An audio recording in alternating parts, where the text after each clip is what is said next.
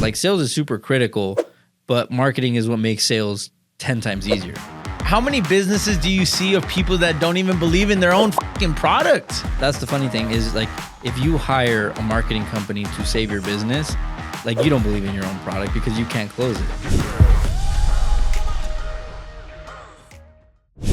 What is up? Welcome back to the channel. If this is your first time here, my name is Chris Silva. Make sure you guys follow, like, subscribe to the channel, comment down below. In this channel, you're going to be gaining all the information from different aspects of people in business, people out there making moves. Today, I got a special guest in the house, Mr. Marketing Hunters himself, Mr. Ruben Alvarez. What's up, bro? What's up, dude? Thank you for having me on your show. I've been excited for this. Bro, you bring the energy, you know what I mean? Bro, you gotta step it up around you. Let's go. we here, bro. We here. Well, first and foremost, man, thanks for being here. Thanks for taking the time to come out. I know you're a busy guy. I know you got a lot going on. I keep up with you on social media, and I see you're constantly out there moving. You're making moves, bro. So that's awesome.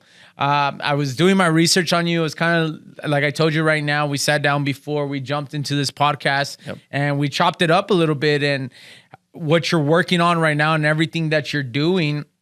And kind of, I want to really jump into first is this movement conference that you're hosting and that you see.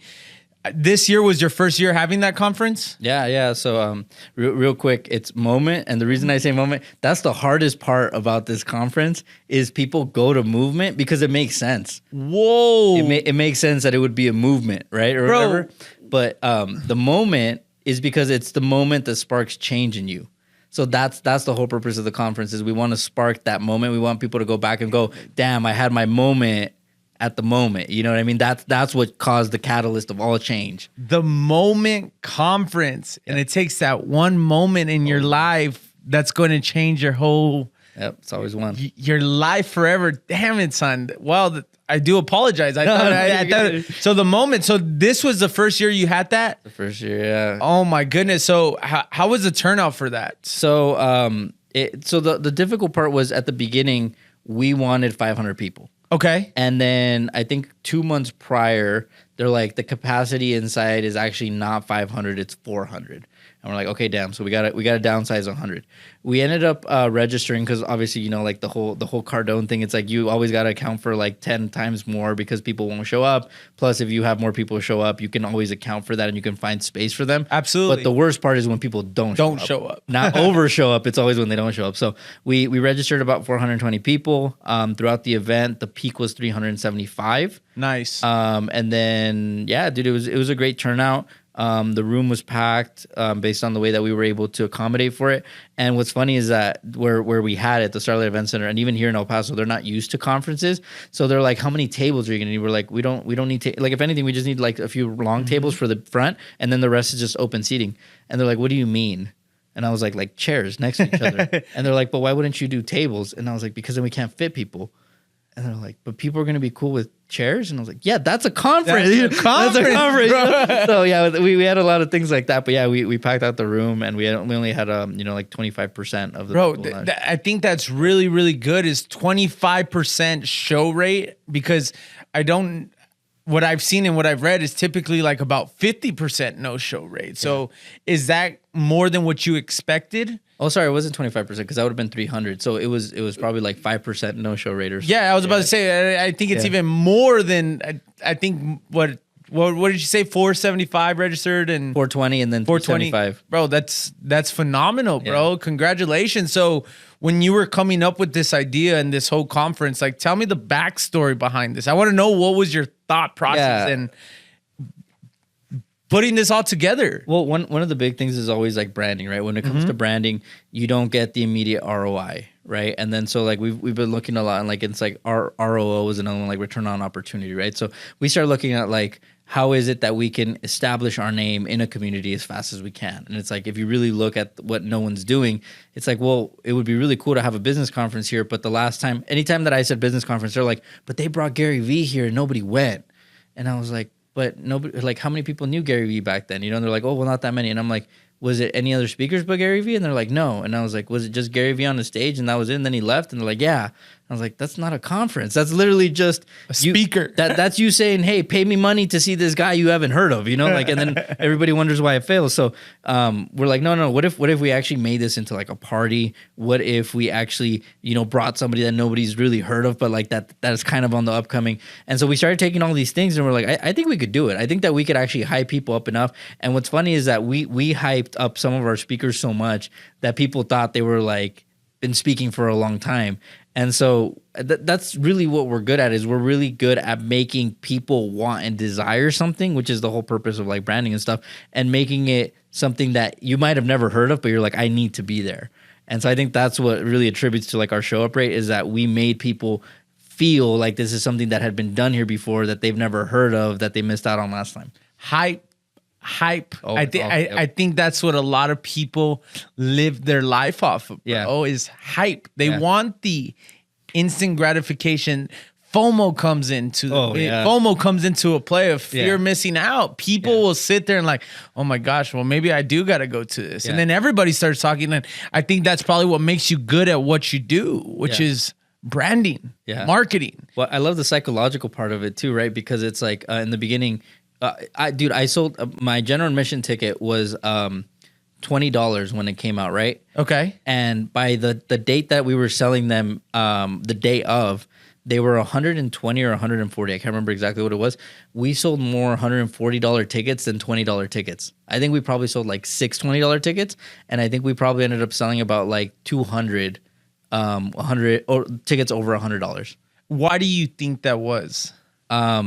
It definitely is an El Paso thing. People wait till the last moment. But it's funny because it's not that they didn't know, because there were people that were buying them the day of that. I literally saw them and I was like, dude, I offered you a $20 ticket and you're buying one now. And you're here. Yeah, you're here. So I think it's part of that. And then it's part of like people wanting to see, not if it's going to fail per se, but if you're going to be like everybody else who threw an event that literally didn't even go through with it, that, you know, cheaped out on the speaker, that they put somebody on the flyer and they didn't show up. So I think there's so much of that you have so much to prove because other people here have tried and then they did the bare minimum. And then when people showed up, they're like, well, this is what I paid for. I might as well just stayed home. And I think if you agree to disagree or not, but a lot of people want to turn a successful event by spending minimal. Oh, for sure. Let's see what we could get away with. Yep. Let's see, like, maybe we could just do this, and then the next one will make money from here, and then go to the next one, and then go to the next one. But there's never that next one. Yeah. Because they want to go cheap. Yep. They want to go cheap. And I had seen videos and pictures of it. I mean, it seems like you guys went all out on this event. Yeah. We spent $65,000 to make $62,000. Boom. But see, in the audience eyes, somebody might come and tell you, why would you do that? However, correct me if I'm wrong, you've probably made more money now over the time than you did at that very moment. Yeah. No, I mean, it's something that you have to have a lot of faith in, you know, that the money's going to come after. And ultimately, even in our CRM and what we use for like sales and tracking and customer retention, we have a place there that we now are able to see what came from a referral, what came cold, what came from events. And it's funny because you would think that from referrals would be the highest one, and it's almost equally matched from events, from referrals right now. And most of the event ones that are coming in were literally from the Moment Conference, that we can track back and be like, that person went. We had not talked to them before. That person went there and like it was a ticket. And then, you know, and then that is now coming in now to where it's like matching referrals, which is crazy. Let's talk a little bit about that, is like tracking where this stuff is coming from. Yeah. How important is that in a business? Somebody and it doesn't matter, and I'll say this for like all businesses, whether you're in HVAC, roofing, to, I don't know, discotheque, and there's lots of businesses out there. Yep. How important is tracking, knowing where your lead is coming from? Oh, dude. I mean, tracking in anything, right? Like, I think that first it's your systems, right? Because you have to have the system and you have to be able to have like a flow, bring somebody in, being able to scale, right? But what's funny is that the systems it doesn't always come with tracking, right? Like, I feel like that's a separate thing where it's like, oh, well, now I have everything ready to go and I have my employees and I can bring somebody else. And it's like, well, what's your employee doing every single day? Like, how are they spending their hours? They're like, I don't know. And it's like, and how are you getting your leads? Where are they coming from? Well, I don't know. And it's like, so you're telling me right now you can get more leads, but you don't know where they're coming from. And it's like, yeah. It's like, well, you should probably know where they're coming from. You know what I mean? Because then you can start getting more of them by how you're doing it. So it's like, let's say that your business is 90% referrals right now, and you don't know that, but you start putting all your money into ads. You could hire a customer service person that's really good. They'll just keep doing more of the customer service to get you more referrals. Your business could grow faster. But most people don't know that, and then they start pushing money into like other places, and then they just start spending it unnecessarily. And how, I know you've interviewed, I mean, you've not interviewed, you've met with lots of business owners that you could literally see this when you have a conversations with them in the front end, and you're able to identify that. Well, where are you spending your marketing money? Well, I'm not spending marketing money. Yeah. And then they kind of like, what? And then you come in and you educate them. How important would you say marketing is? You know, there's always this conversation of, sales and marketing. Oh, that was my next question, bro. No, it's always right. And so like sales is your lifeblood, right? Because it's like, it doesn't matter if I get you a lead, if you can't sell it. Like, and we ran into this early on to where we had to identify it. We can only work with people who know how to sell. That's literally like, if I don't feel like you can sell and you're like, man, I need marketing right now. I'm like, dude, you're going to pay me for 3 months. We're going to get leads in. And then you're going to say like, oh, well, nothing closed, blah, blah, blah. And it's like, well, we're not your sales staff, right? Like if you need sales, you should hire a sales company, right? But you're hiring for marketing. So it's like, that's the thing, is that like sales is super critical, but marketing is what makes sales 10 times easier. So it's like, if you want to stop grinding eventually, you need the marketing. If not, you're just going to be grinding indefinitely. So you believe it's any business, sales, they got to have their sales team on board. Oh, for sure. They got to have their sales. This is where you come in with your team. You're like, hey, listen, this is how we're going to spend the marketing. This is what we're going to do. You're going to push traffic knowing that they could close on their product. Yeah. How many businesses do you see of people that don't even believe in their own fucking product? That's the funny thing, is like, if you hire a marketing company to save your business, like, you don't believe in your own product because you can't close it, you know? So it's like, what's the real reason that you can't get consulting clients? Because you don't think that what they're going to pay you is actually going to be worth what they're spending. Because if not, you'd be like, oh, dude, if you pay me $600 an hour and I make you $1,200 an hour, then why wouldn't you pay me, right? I don't need the marketing. I just need to literally call every single day, right? But yeah, marketing is just an amplifier. That's the reality of what it is, right? Like, it's just, you're good. Let me just show everybody you're great. And you're like, that's all I need. I just needed somebody to show people my face more. That's all I really need. I can do the rest, you know? And that's really the best kind of partnerships that we go into, is when somebody says, dude, I can already do it. I just need more. I want more. I want more. I want more. And boom. Like, let's give you those more. Those are the businesses that you're blowing up. So let's go back before we go on to the next thing. I want to go back to the conference. Talk to me about Ruben 5 years ago. Like, what was Ruben like 5 years ago? Because I feel like this is something that's been in your vision. Yeah. But it took time. It took repetition. It took messing up. It took falling down. It took getting back up. Talk to me about 5 years ago. What was it like to be in your shoes 5 years ago? Well, 5 years was actually really interesting because that's when I was still at like my 9-to-5 job, right? And so the goal that I had there, because I didn't know entrepreneurship, like no one in my family is a business owner. Like I'm the first one. And so all I knew was my dad making $50,000 a year when I was like 12 or 13, right? So I was like, dude, I want to make that like before I'm 30. That was my goal. And so I made $50,000 by the age of 25. And so I was like, okay, 6 figures. I didn't know anybody was making over 6 figures, but I was like, that's what I need, is 6 figures, right? So I was working for this guy, super hard to get along with, like old Persian money mentality, right? Like, you work for me, you shut the hell up. Like, I'm going to verbally abuse you every day. You say anything, I'm going to verbally abuse you twice as much because you talk back, right? So I was working with him, couldn't keep salespeople. I decided to stay with him. And so he kept kind of like promising or hinting at like, oh, you're going to have your own business one day. Maybe I might leave the business with you, blah, blah, blah, right? Like making partner. 8 years in, he sells the company. I was at 74,000. So I never got to the 6 figures, right? And so when I did that, I was like, bro, why am I going for 6 figures working for someone else? Like, I was like, one of my goals was like, dude, I want to get this guy on Forbes. I was like, dude, the dude wouldn't even have fucking appreciated it. You know what I mean? Mm-hmm. We got to that point where it's like, I don't know why I'm even trying to do this for him. So 5 years ago, my goal was 6 figures. And then 4 and a half years ago, when I started the business, that's where it's like, no, I need millionaire. I need millionaire status in order for like I'm gonna actually make it. I don't know why I was thinking 100. Like if I already passed the top person that I knew, which was my father, why am I reaching for 100? Might as well just start going all the way to the top. So 5 years ago, I had the vision. I just didn't have the capacity. I didn't have the know-how. Like I started a podcast, like this. I didn't know what the whole purpose of it was. After like, I think we got to like 100 episodes, I stopped it because I was like, dude, I'm meeting all these people. I don't even know what to do with the connections. And so there was a lot of movement, but there wasn't a lot of direction. Purpose. I think it was a lot of purpose. So let's go back to when you were trying to make 50 grand. Yeah. Was that a lot of money? Oh yeah, dude. So most your family's ever seen. Yeah. I mean, for my cousins, my family, I think that I was already like at 50, I was a top producer in probably 95% of my family. Boom. Boom. And then you go out and you're like, let me hit 100. And then you go and you're like, I got to 76.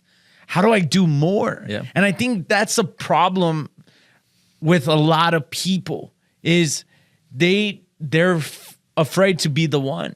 And it's up to you to learn to become and know that you're the chosen one in your family. Yeah. You were the first in your family to do that. Now you're shooting for the millions. How many people tell you you're crazy? It's funny because I don't have that many. I think it's because what's kind of different about me, and you're probably the same way, is we're not afraid to show our life. And I think that most people think somebody else is crazy when they don't see it every day. But because we're so open to seeing like, this is what I'm doing today, this is who I'm meeting with, and now I'm here, and now I'm doing this, and by the way, now I got this award, and I got featured here, and I'm doing this, and blah, blah, blah. More people, I think, believe in me, and I think I'm the hardest critic on myself more than people are hard on me. I think that like I do have like haters and enemies and stuff like that like want to see like my downfall, but I think I have more people that are saying like, dude, I think you're being impatient. Like it's gonna happen regardless. You know what I mean? I've heard that more times than not. Like I think when I was 2 years ago during COVID, I was trying to figure stuff out. I couldn't figure out how to get like a salesperson. And what was I was 20? No, I was 30. And this guy Scott, he's multi-millionaire, but he was having like some issues with the company, with his partners, like all this other stuff, right? And I'm like, bro, like how did you do it? Like how did you grow it? How did you scale it? And he's like, dude, he's like, you're good. Like it's only a matter of time. I need you to understand that it's only a matter of time. He's like, if I fucking did it and I'm having all these issues, he's like, and I can't figure out what I'm doing. He's like, you're way more composed and put together. He's like, you just have to know that it's going to take time, but you're there. Like, don't worry. And I'm like, God damn it. But I want it now. Right now. But how many people live their life on a daily basis wanting that instant gratification? Oh, that's everybody, dude. I mean, we were talking about this with going back to like the marketing of like McDonald's, right? And how it's like McDonald's really just how did they know that people wanted burgers and they wanted them fast? And I'm like, dude, that's a psychological principle, not that people want burgers fast, but that we want instant gratification. So it's like, if you look at it, that's been around since McDonald's figured it out years ago. Like they figured it out in the 70s, right? Like people don't want to wait around 5-10 minutes for a burger. They want it now. And so the concepts never change. You know what I mean? How many people want instant gratification? Everybody wants it because we've always wanted it. I think it's so ingrained in who we are. Adam and Eve, bro. You know what I mean? Like she wanted it. Right now, let's go. Damn, we live in a time, and I think social media messes it all up for a lot of people, is they see this post, they see these cars, they see this lifestyle, but they only see what people want them to see. And I think that's one thing for you and myself as well too, is like we're constantly trying to show everything. That's one thing. Like on my social media, I will post everything that I'm doing every second. And the reason why is because this is what's happening. I really show up. I am really the first one in the office every day. I am really the last one in the office. We're really doing this every single day. And I think that's something for you as well too. Now you're learning to enjoy the journey through your setbacks, through going forward. Again, going back to the conference, you spent 65 to make 62. But now, fast forward, how long ago did it happen? 6 months ago? 5 months? July, yeah. So 6 months ago, I bet you've already built more relationships. Oh, yeah. Through that conference that are so much more valuable than just the conference. Yeah. So one super huge thing, and you already know this. I know you know this, but one super huge thing for people who are starting off, when you start off, you don't have that capital, right? And so what you try to do is you try to be interesting enough, or you try to be interested enough in the person to build a relationship, but that relationship doesn't really go very far very fast because you have to provide so much value that the person actually sees benefit in it, right? And you lose a lot of time. What the conference made me realize is, one, we were getting a vendor. Vendor was giving us money, right? So there's a relationship there because we convinced them there's value. money. There's value. And so we're providing promotion and everything for them. That was very normal for me. But now to get this money, and then I was like, okay, now we got to give money here, and we got to give money here, and we got to give money here. Instantly, when I gave somebody else a large amount of money, friends, I was like, oh my God, what is this? Like what I would have had to do to try to meet somebody, to meet this person, I was just like, here's $3,000. They're like, bro, like we gotta hang out. Let's go here. We're gonna go here. Don't even worry about. Hey, come over here. We're about to go eat. You know what I mean? It unlocked, and I think that's one of the biggest things. Like if you're gonna run an event, is how fast money starts moving. Like I got it here, now it's going here. This person now. Oh, by the way, we can use your money here, and we need marketing, and now so the money, like in my account, dude. Literally, the money was like boop, boop, boop, boop, boop, boop, boop, boop, boop, boop. Every single day. It was just in and out, in and out, in and out, in and out for like 3 months. My bank was just. I didn't even want to look at it. Yeah, because I was like, I swear we were here yesterday, and then we were down, and then we were up again, and then we were down, and then we were up, and then we were all the way down, and then we were up, and then we were up. It was crazy. But like money moves relationships so fast when you use it. And that's what I really can't wait for this next conference is I know I'm going to meet 4 times the amount of people and the relationships that we're going to build just because of like how money is that it's speed. It's speed once you start using it that way.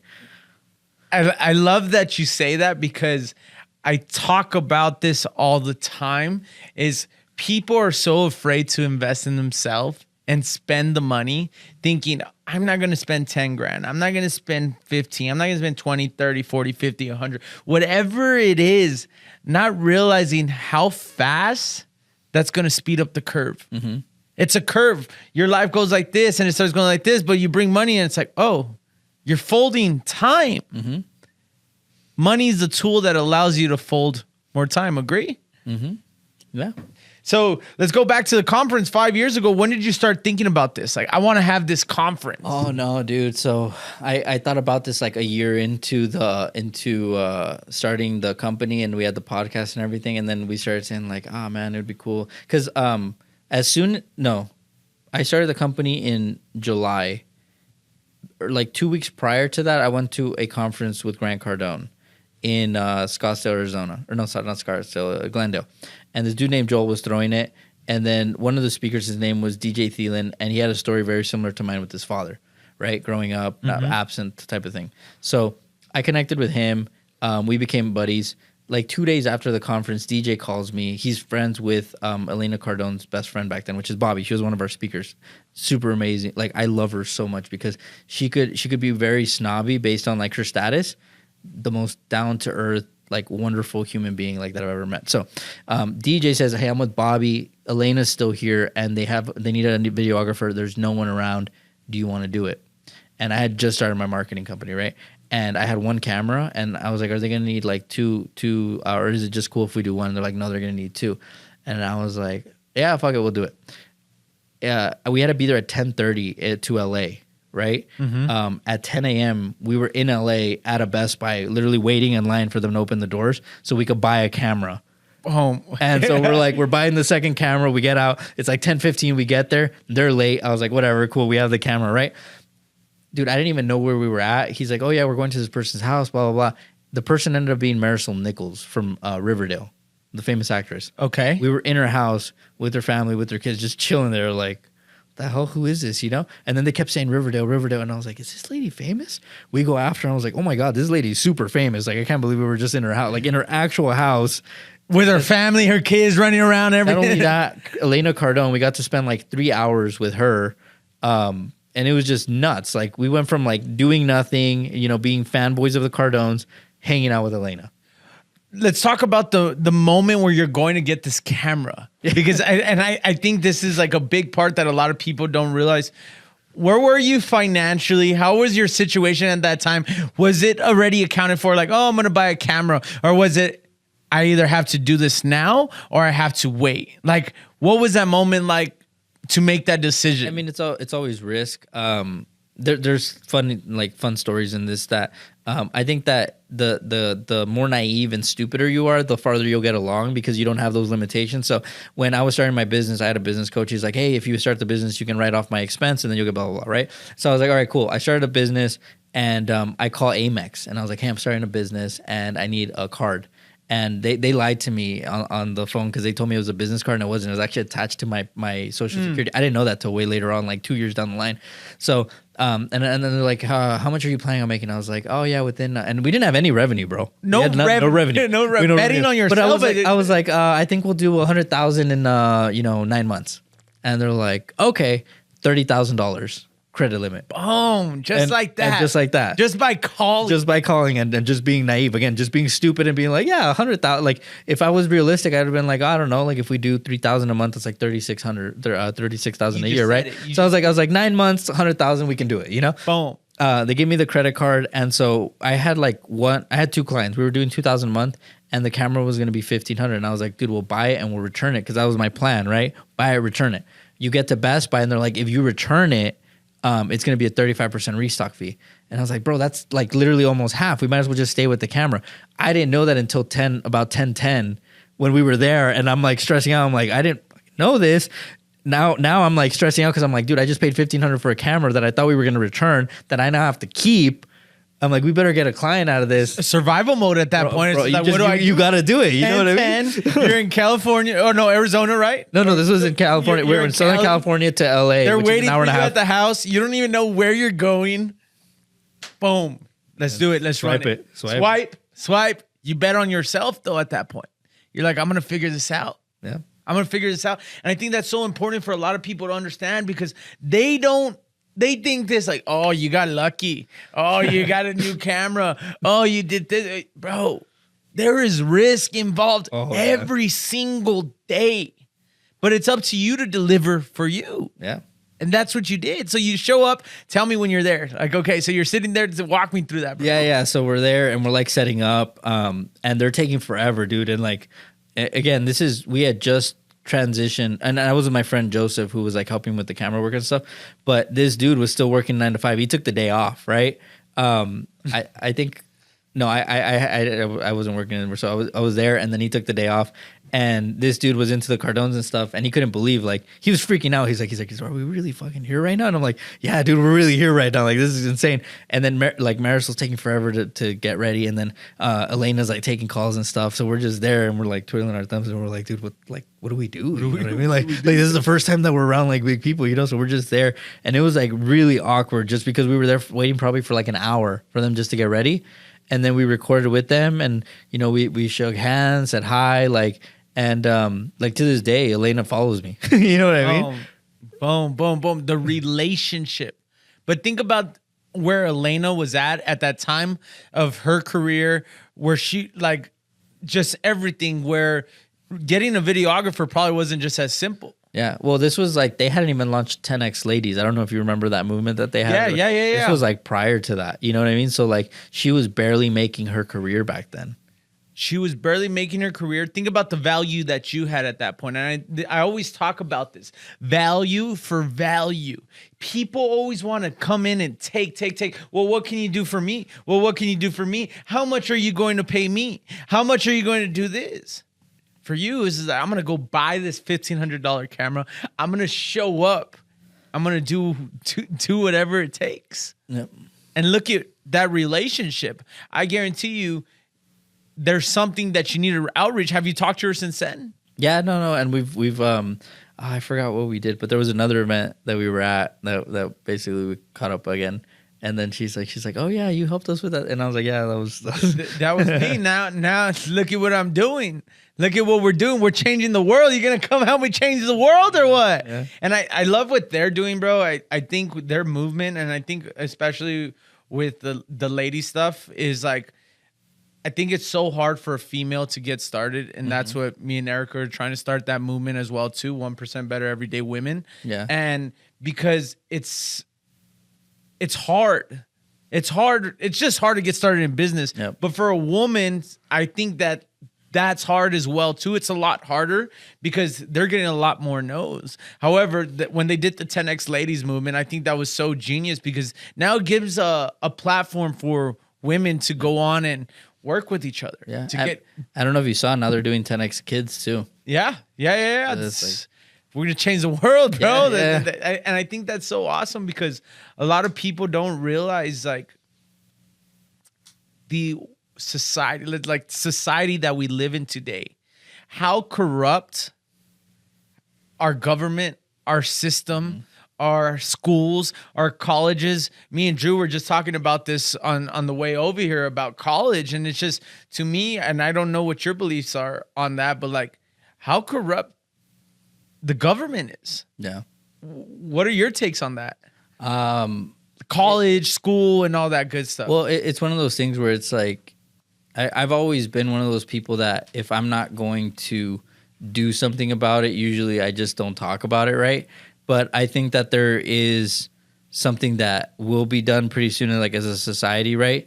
Because we really need everybody to step up and basically get together on the same page. And I really think it starts with, there was a video that came out on TikTok of a dude. They're asking him like, are you for Biden or Trump? Oh my right? gosh, and, bro. I know. And this dude, he's a Republican. He's like, dude, I'm a Republican. He's like, but I'm for anyone that's under 60 years old at this point. You know what I mean? And so it's like, I think that that's one of those things that like, we know, like, dude, Mitch McConnell, you know what I mean? Like, and again, this doesn't matter. This really shouldn't matter if you're a Republican or Democrat.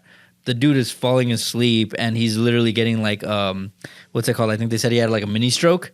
And it's like, bro, that's the leader of the house. You know what I mean? And it's like, bro, like let's get some fresh blood in there. You know what I mean? And it doesn't have to be somebody that's 20 years old that, you know, that believes in all these new things that, you know, bro, but it's like, Jesus, get somebody who can like stay awake, you know? Bro, the leader of our country, my boy Sleepy Joe, bro, like you look at the way he walks, you look at the way he talks, you look at you see these videos of him mumbling, and you're leading our country. And I think it's up to our generation, our people, to really open their eyes and do something, because at the end of the day, it's going to be us, the people, that are going to be able to save this country. Yep.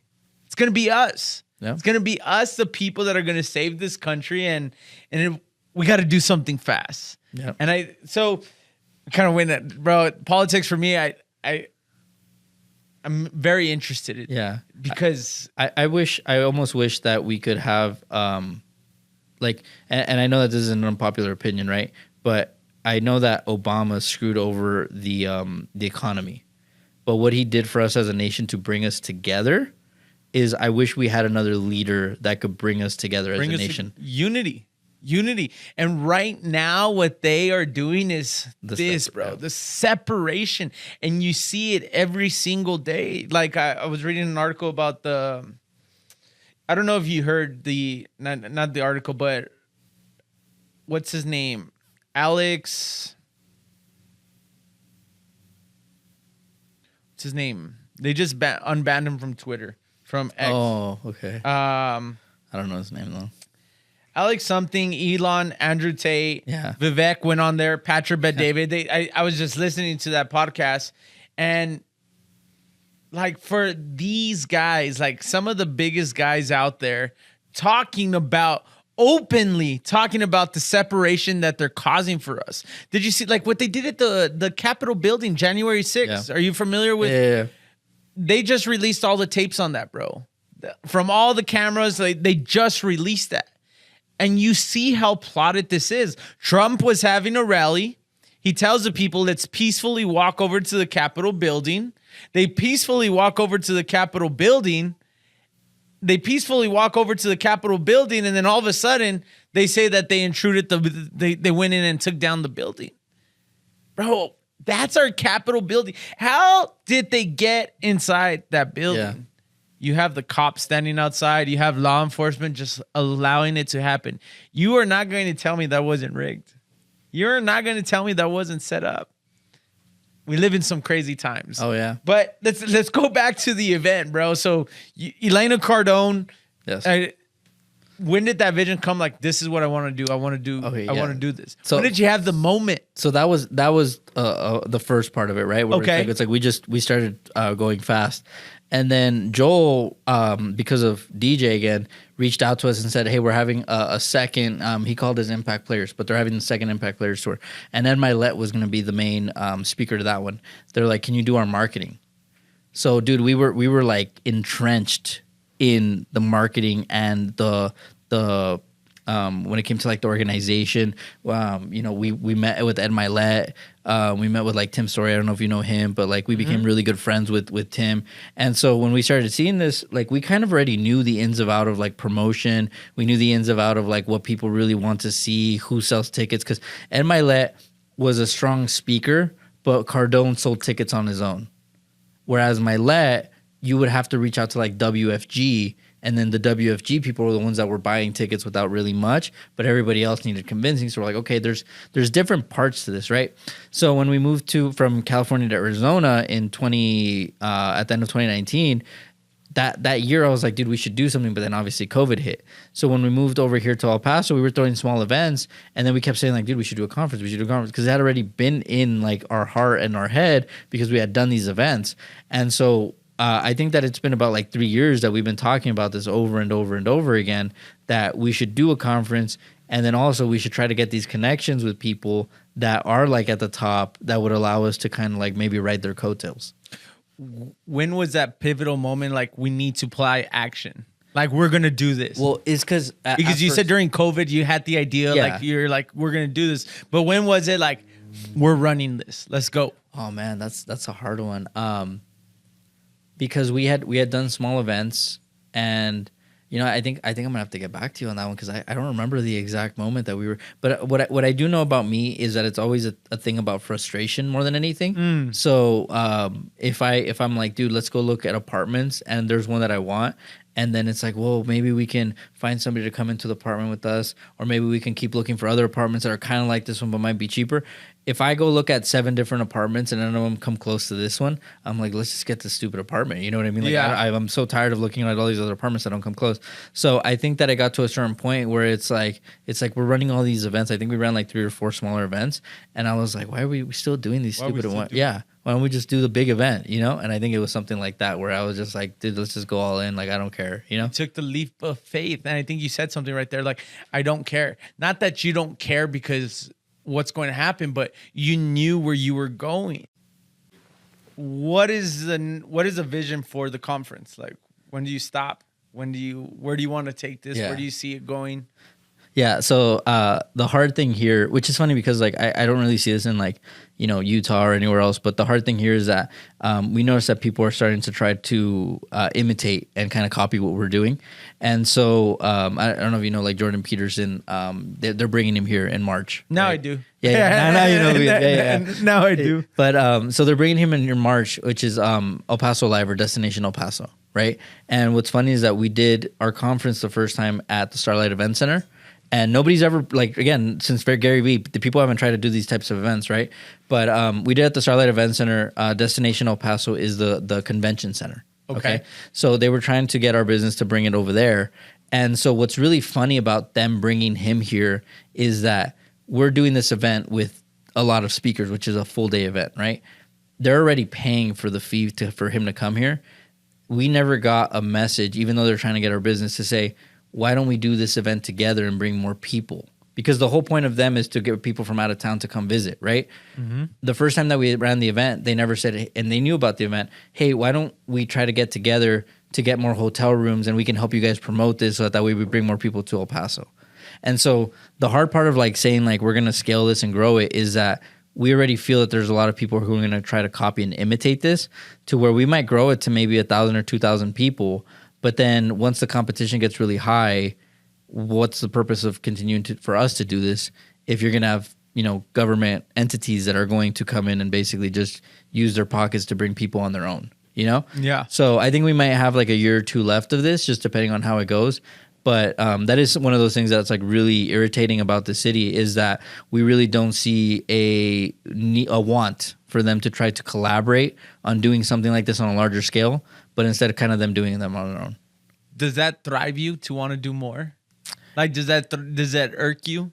I've always been transparent about this. I hold grudges. I do. And I know Okay. that it's one of those things that they're like, oh no, as a holistic person, like breathe every day and don't hold grudges. I'm like, no, I remember what you did. You know what I mean? Yeah. So for me, it's like, if they wanted to collaborate on something further, like, no, you're good on doing it on your own, and we'll find somebody who actually did have that mentality in the beginning that we can do something together with, right?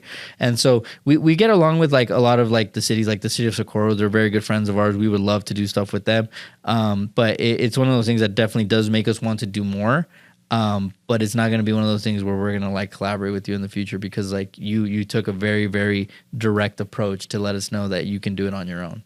Boom. Damn it, son. So going back to the city of Socorro, I know you're a TED. What is it called? TEDx? The TEDx. Okay. How is that? I listened to the speech, bro. Yeah. Very, very good. You Thank talked about, there was something that you said in there. I'm trying to recall exactly what it was that you said, but about motivation. Yeah. Or consistency. Oh, no, confidence. Yeah, so motivation and confidence. Yeah, so it's motivation. You don't need motivation, you need skills, basically. So like motivation doesn't build your confidence, it's skills that builds your confidence. And so there's a very real thing. Yeah, and the example I put is like, if you have a doctor, right, and the doctor's gonna operate on you, right, and you need somebody who's like really skilled, and he's like, I'm not really motivated to do this today, but the dude's done like a million operations, right? Do you prefer that dude, or do you prefer the dude that's like, dude, we're gonna do this today, woo? And it's his first time operating. You're like, I don't know, dude, give me the dude that's like depressed right now, but he's done this a million times, because that dude's like, he's done it so many times that like the only way he's gonna fuck it up is if he wants to fuck it up, versus the other dude that's like, I think I'm doing this right, but he has like no experience behind him, right? So it's like, find the person that actually has done this over and over and over again. And especially like in sales and like business and stuff, you don't need to watch, what's it called? Like Grant Cardone. You don't need Jim Rohn. You don't need, Gary Vaynerchuk to say like, you could do this, dude. What you really need is like, if your business is failing, you're lacking a sales skill. And it's like really, really learn like how objections work, learn how to ask the right questions so that way they tell you why now, why are they doing this, why is it important to them, make them actually go into their feelings, right? Once they go into their feelings, then at the end, make sure that you ask them like, okay, is there anything stopping you from doing this right now? And if there were something to stop you from doing this right now, what would that be, right? And they're like, oh, well, it's nothing. Okay, well, then are you ready to sign right now? And, one of the main things about sales is like most people think they ask for the close and they don't. So if you don't know all that stuff, that is a skill. Right? That's an actual skill that you don't know. You don't need somebody to tell you, hey, dude, I know you're feeling down today, but you can do this. And then you're like, let me go sell. And then the person comes in and then you still lose them, So motivation, what do you do when you're lacking motivation? Oh, dude, I love Dan Pena. And we were just kind of talking about this before, right? But for me, I think it's energy levels is more or less what I need. And so I start my day with somebody like Dan Pena that's very old school, and he goes, you're going to fail, and you literally, you guys all in the audience, right, because he's in front of the audience, he's like, I don't know why you guys are here. He's like, I looked at my own video, and I told you guys that you were all going to fail, that you're not going to amount to anything, and that you're all losers, and you still paid to be here. He's like, what is wrong with you all? And so like me getting into that type of like energy, I'm like, dude, yeah, let's go cut some throats right now. Let's go, kill some people, right? Let's go take out the competition. That's what I need. I don't need that motivation for me. Let's go, bro. Yeah, exactly. Come on, 1,000 push-ups. Let's go. Yeah, I need to, like, even at work and at the gym. My type of motivation, and my girl Perla there, I tell her when I like sometimes I'm like tired, right, and I'm like, dude, Perla, I don't want to work, and she's like, go home then. Why are you here? And I was like, oh God, I hate that. I was like, oh dude, I hate because she knows, and I hate her for it. I'm like, thank you, Perla. I was like, but goddamn, I hate when people tell me that. So when I'm at the gym, And like, let's say like I'm not feeling it, my trainer already knows. He's like, why don't you just leave? He's like, don't even finish the workout. He's like, just get out of the gym. And I'm like, oh God, I hate that you're telling me this right now, because you're right. Like why did I even come here? Why am I even here? Why am I even here? Like, if I'm not gonna do it 100, like, get the hell out. So that's my type of motivation. And it's so somebody, and because I think I see this all the time. There's a lot of people like, I want to lose weight. Yeah. They never do anything. Yeah. Do you really want to lose weight? Well, it's because I'm not motivated. I'm not this. I'm not that. That war in your head. Yeah. So everybody has this war going on in their head. How do you show up for yourself every single day? So I know you show up every day. How do you show up for yourself every day? So there's a study on this, going into like psychology, that after the age of 30, people don't change. The only thing that makes them change is pain. Right. And I know that that's like for the age of 30 and past 30, but I really think that applies to everybody. So I think that even losing weight, right? Like, I think that one of the things, especially for guys, is how often are you without your shirt off? Not that often. Not that often. Let's say that every time you go home, you take your shirt off in front of your kids and stuff. Would that embarrass you? For me, it would. Yeah. Right, because I'm like I feel the gut. Like, even though I don't feel like that much. No, you're absolutely right. And I'm lying, because when I go to sleep, I do take off my shirt, but in the morning, I put on my shirt. Yeah. So we're not used to it, right? And so like, now imagine that every time that you're at your house, like eventually you get used to it, right? But then you pass by the mirror and you look at yourself and you're like, fuck, dude, I hate that guy. Like, you look at that person and you can lie to yourself, right? You could be like, oh no, I'm fine. But when you look at it, you feel a little sense of disgust, because you're like, dude, that gut. Like, and you start seeing the love handles and you're like, I don't know what's wrong with me. When you start dealing with that much and you put yourself in that situation, guarantee you're going to change. Because the pain of having to see it every single day, oh, dude, it's painful. And I think so. That's how you overcome. You look at yourself and you're real with yourself. And I think that's what's wrong with a lot of people, is people start lying to themselves. Oh, for sure. And when somebody lies to themselves, it brings your confidence down. I'll go to the gym tomorrow. Mm-hmm. You never go to the gym. Oh, I'm going to start eating right. You never start eating right. You start losing confidence in yourself. And I think confidence has a big key to any successful person. Yep. Because you could sit here and you could study successful people and confidence. They got confidence, but because they're real with themselves. I know you've been on this working out journey for a couple months now, right? Mm-hmm. How has that helped your confidence level? So what's funny is that at first, it's because, again, you got to keep being real with yourself, right? So at first, my arm started to come in, right? And so like I started seeing the biceps and everything, right? Damn, what's up? Yeah. I was curls like, for the girls. I was like, I started wearing the sleeveless, like, when I go work out. And then, but then I'm like, dude, every time I could put on one shirt and I would look good, and then the rest of them I would see my love handles, right? So I'm like, all right. And I'm like, you know what? I'm gonna wear this one shirt every time I go to the gym. It's your favorite shirt, huh? It smelled, you know what I mean? Because like you have to wash it all the time. So then I was like, and I knew this, and I was like, you know what? Like if I get my chest to come out, then the belly won't show, because it evens it out, right? Yeah. So I did that and I looked good. And then I would take off the shirt and I'm like, man, I look disgusting. Like, even though with the shirt, I look great now, right? Without the shirt, dude, I'm like, like, if I see myself, I can't go to the pool like this. Like, I still feel really weird. You know what I mean? Even though I look good, there's a disproportionate part to my body. So then I'm like, I gotta start actually melting the fat. And then one night I was like, dude, it doesn't matter how much I work out. I just kept getting bigger, dude. I just kept getting bigger arms. And I'm like, dude, I look good, right? But I was like, I gotta melt the fat, dude. I gotta melt the fat and its calories. And so I don't know how I found out that this worked, but one morning I literally, I had a muscle milk, right? 32 grams of protein, drank it in the morning. And then I had a venti coffee from Starbucks. And dude, I wasn't hungry till like 1. And I was like, what the hell? And then I was like, I wonder if I do it again, if I do this. So every day now, 32 grams of protein in the morning, venti Starbucks coffee, don't get hungry until about 2 p.m. And then I eat my so that right there is about 300 calories between the muscle milk and the thing. So at lunch, I can have about 800 calories. I'm only about 1,100 calories midday. And then I go work out, or let's say that I don't work out and then I eat at night, I could still eat about 600 calories and I'm below my calorie intake and I'm good. And I have more energy. Like, I don't get tired as often. I don't get sluggish. It's weird, but that's what works for me. But see, I think, Gary Breckham is, right? Yeah. He talks about that. He talks about taking in first thing in the morning, you want to get to your protein. You get to your protein right away. You do your cardio. He talks about breath work. He's really big on the breath work. Have you tried breath work? No.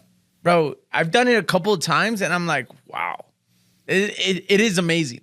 But it's the consistency. It goes back to how bad do you want it. But going back to the protein, he talks about that and it's working. Yep. It works for you. It works for you. Why are you going to change it up? Yep. Now you got to become consistent. Yep. In your book, let's go to the book. We haven't even talked about the book, bro. We haven't even talked about the book. You wrote a book, Brand Sharks. Yeah, that's I can't show you, but yeah, I got a shark right here, dude. Oh, what does that branding. mean to you? What does a shark mean to you, bro? It's funny because the brand shark became a thing, but I didn't really think about it, right? It's funny because usually you have to have somebody else kind of look from the outside in, right? And so one of the big things about when we start off is we're so stuck to our name. And when you look at like the music industry and like artists and stuff and even actors, what they do is they actually bring a persona and then they become that persona, and it makes it very, very easy for you to like know them, right? And so I was writing this book, the first volume, like I think maybe 2 years ago, and I went on Clubhouse. You remember Clubhouse? Yeah, bro. Yeah, I remember Clubhouse. And this dude came on, and he's like Ruben, the brand shark, blah blah blah, because of the book, and I didn't think much of it. And then when I was on Forbes, the guy, the publicist, he's like, yeah, we just got to get an angle. He's like your book, the brand shark. He's like, it doesn't have to be the brand shark, but like if we say that you are the brand shark, then it's easier for them to pick up because it's like it's the brand shark, right? And so since then, dude, I've been running with it. In my first podcast, it was called In for the Kill. And the whole thing is it was a mindset, right? Like, so like you're in to kill. Like every single time that you get in front of somebody, it's to kill, right? Like that, like we're hungry, we gotta eat. And so the shark was part of that branding, and I just always carried the shark into everything that I did. And so now it's become Ruben Alvarez, the brand shark. Boom. And that's what the book is about. The book is about basically more than anything, it's about creating unfair advantages to you. So like, let's say that you are in the ocean and you're gonna fight a shark. How confident do you feel that you're going to beat the shark? How confident do you feel that the shark's not going to get away with like at least a thumb or your leg? You know, if the shark's hungry, how confident do you feel that like even though you might hit him in the eye, that he's not actually going to like come after your ribs or something, right? We don't feel comfortable because we're like like, dude, if it was on land, I'll fight that shark. You know what I mean? Yeah. But like, dude, I'm swimming. Like I'm not used to this. You know? So that's the whole point of the book is like I would rather be the shark in the water than fight you on land as human to human. Damn it, son. You talk about something in the book about consistencies like breathing. Yeah. It's a given. Consistencies like breathing, like the way you breathe every day is the way you should be consistent. Yeah. It's not special, right? Like it's not special that like we're all breathing, you know? But the funny thing about consistency is that like people say it's like the secret sauce, but let's say that both me and you are consistent and we're high achievers. How important is consistency at that point? Not really, because we're still doing it anyway, right? Like we already know. So once it's like consistency is good to get maybe to the top 10%, but at the top 10%, consistency ain't shit. Because at that point we're fighting for real. You know what I mean? Yeah. And so that's where I feel like consistency is a given, and it's like breathing, because when you get to the top and you're like, oh, I'm consistent. Why can't I make it past 100,000? Oh, because everybody's consistent past 100,000. Past 400,000? Oh, dude, consistency isn't anything. You have to be consistent. You gotta fight, bro. You gotta fight. You're at war at this point. Yep. It's do or die. So, okay, I see what you're saying. Get to the top 10, you need to be consistent. But after that, consistent is normal. It becomes normal in our world. Mm-hmm. Everybody's consistent here. Now it's who's willing to work harder, who's willing to kill more bodies. Yeah. I love that, bro. I love that. So now, how long has this book been out for? Your new one. It's a volume 2. Yeah. It's a volume 2, right? Yeah, we're on volume 2 now. That one's been out for about a month. Congratulations, bro. Thank you. Congratulations. I see it a lot on social media. I mean, social media is so powerful. Yeah. But I see you doing this movement, bro. How many volumes do you see in the making? No, that's it. Because we were talking about this, before. But basically, the reason that I had been doing these is for 2 reasons. One, because I'd been too busy, and 2, because if I was going to write a solo book, I really, not that I'm like, oh, it's going to be at the book, like at the airports where they have like the books and stuff. But I wanted it to have the potential to be.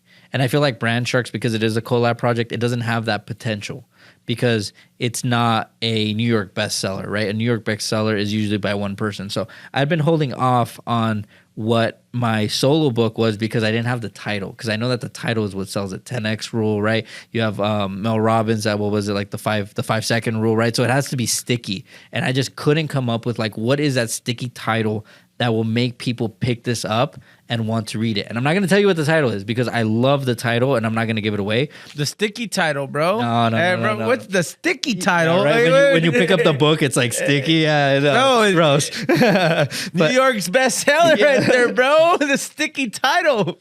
But what we're going to do is... I want a hint, bro. So it's going to be like the 48 Laws of Power, right? Okay. With 48 Laws of Power, you have like laws in order to be able to manipulate somebody if you're trying to gain power. When it comes to the book that I'm writing, I'm going to write a book that basically says if you want to be a good brander, a great brander, if you want to manipulate people into believing what you want them to believe about your company, your marketing, your branding, and you want to be seen, like here's where you are and you want to be seen as this, follow these rules and you can get people to believe whatever you want them to believe. The rules of perception. I'm not going to tell you the rule. No. The rules of but that's basically what you're saying, right? Like you want to create the rules of how to get people to believe whatever you want them to believe. Would you believe perception's reality? Absolutely, it is. It's there's even this I can't, because like basically we eat with our eyes first. You talk about this in, yes. I don't know, I read it or I saw it in one of your videos. Yeah, okay? So you eat with your eyes first, right? And so like if the food looks like it's not good, you automatically assume it's not good. And we have to force you to eat the food, right? So it's the same concept. Like whatever I show you is what you believe. And so there's this really fun experiment, right? Like right now, I take a picture with Tom Brady, and it's just me and him, right? At his house. And I don't put any caption, I don't put anything, but I post it. And you're like, is that real? Is that fake? Why is he with him? Like, are they cool? Why is he at his house, right? And so you send me a message and you go, is this picture real? And I just say yes. And like, let's say I'm at his house, but literally we just took a picture and the dude, I never saw him again, just boom, boom, done, right? And they're like, are you guys friends? And I just don't answer you. And now you're like, what the fuck is going on? Like, I need to hang around Ruben. Like, why is he with it? Like, and you start going. So whatever you see, you believe. And the more vague, and this is one of the things, right? The more vague you are, the more you allow people to kind of start making their own stories. And usually it's way better than what the truth actually is. Creating that perception. So I know this is probably one of many. So someone that's watching this video, I want them to take away something from this whole video. Yeah. What would that takeaway be based on what we're talking about right now? Well, honestly, like in my book, it is like branding is perception, right? And so branding is perception. And so I think if you're going to take away one thing, it's make sure that whatever you show people is what you actually want them to believe. I think that so many people think that they're showing people what they want them to say, right? But then it's like, why is it that somebody would actually do the thing that you want them to do? So it's like, do you have the life that they want to live? Do you have the car that they want to drive? Like when you post a video, is it blurry? Is it making people believe, wow, this person doesn't even have money, they're posting blurry how many videos? Like, you know, so there's everything that you post matters right now. Like right now, if I just take a picture of our shoes, right, and you're wearing like, let's say $100,000 shoes, and I just take pictures of our shoes, they're like, who the hell is this guy with? Ruben must be really interesting, right? So it's like everything that you post, doesn't matter what it is. It's just, is it leading you closer to like, this is me right now, very normal, very average, but I want people to think that I'm this very powerful, mysterious, ambiguous person. What would I show people right now? And it's like, well, why don't I just go eat at Cafe Central every day? You know, maybe you can't afford it, right? But why don't I just go for El Paso, right? Anybody who's not from El Paso, let's go to the most prestigious restaurant of the city and eat there for 5 days a week and not say why we're there 5 days a week. Would that create that mysterious persona? Would it make it seem like I'm powerful? Would it make it seem like I have money? Would it make it closer to what I'm trying to do? Yes. Why not do it? But instead, what I want to do is I want to get on my phone and I want to say, I'm this powerful, mysterious, ambiguous person and you should follow me. It's not going to work, you know? Like, people aren't going into that. So would you say that's, because I know I'm playing the devil's advocate. I know, yeah. I mean, there's just people's thing. Ruben, that's fake it till you make it. Is that what you're saying? Or is it you're creating a future reality? No, it's okay. This same example I always use. You're playing chess, right? And you're like, I don't like this game. I'm going to play by checkers rules. As a society, and you playing me and everybody in this room, you start playing by checkers. Do we allow you, or do we go, what the fuck are you doing? We're playing chess right now. Most of us would say, dude, if you don't want to play, get the hell out of here, right? Let somebody else play that's going to play chess. The reality of like branding and market manipulation and perception is that as humans, our brain works in a very specific way as to what we want to believe. And if you play into these rules, you get ahead faster than other people. That's why. So look, let's just answer some questions. Are you ethical? Yes. Okay. Would you believe that if you made $1 million, you would do some good with it? Oh, absolutely. Okay. Do you believe that there are scam artists who are making millions of dollars faster than you are? All day. Okay.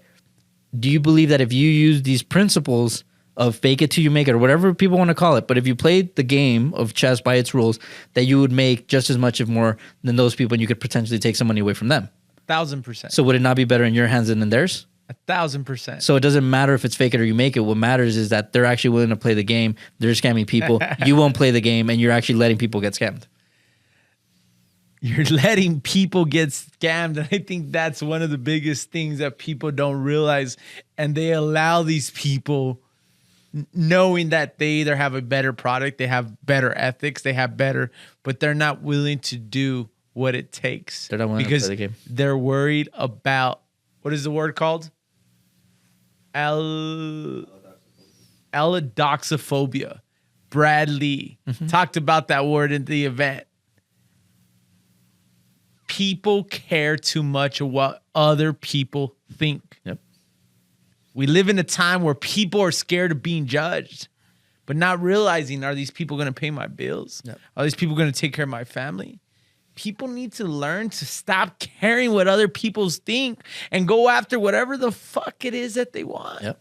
Whatever it else that you want, because I am a true believer that anything is possible. Anything. But what are you willing to do to get there? Yeah. Bro, I appreciate you for coming on today. I appreciate you taking this time, investing your time. Time is the most valuable thing on this planet, I believe, at least to me. And I mean, it means a lot when someone takes the time out of the day to be able to come and chop it up, bro. Yeah, dude, this was fun. I mean, this is the type of conversations that I like to have, and I think the type of conversations that people like need to hear, right? Not not the surface level stuff, because we were talking about this, right? Like we all say the same thing. We all say the exact same thing. But I think that there's some stuff like human psychology that goes a little bit deeper than that stuff. And that's what I really love talking to people about, because we are wired to think a very specific way. And if you can tap into that, then you can get ahead. 1,000%. And that's what we're trying to accomplish, is we're all trying to get ahead. We're all trying to do more. And again, if you're spending time talking to people about bullshit, talking about who's pregnant, who's having a baby, who's getting married, who's partying, this girl, this guy, people get stuck on all the bullshit, not realizing that their time and every second counts. And we have the ability to be able to relate and do business and make more money and grow together when we invest our time in things that matter. Relationships. My man, I appreciate you for coming on. Make sure if you guys got something from this, you guys comment down below. Ask this guy some questions. Where can they follow you? Where can they find you, bro? Dude, Instagram. If you don't have an Instagram, you can't be my friend. But bro. Instagram, at I am Ruben Alvarez, RUBEN, no weird spelling, no A, no extra U, no extra E, like just Ruben Alvarez. Simple. Make sure you guys follow this guy. Keep up with him on social media. He's doing big things. Go to his conferences. You guys need marketing. This is the guy that's going to help you. But however, if you ain't got the sales down, don't reach out to him yet, bro. Get the sales down. Learn your product. Believe in your product. Get in the room with like-minded individuals, because you too can be going out there and doing the exact same thing, making your dreams a reality. Make sure you comment, like, and subscribe down below, and we'll see you guys on the next one. Let's grow, baby. Let's go.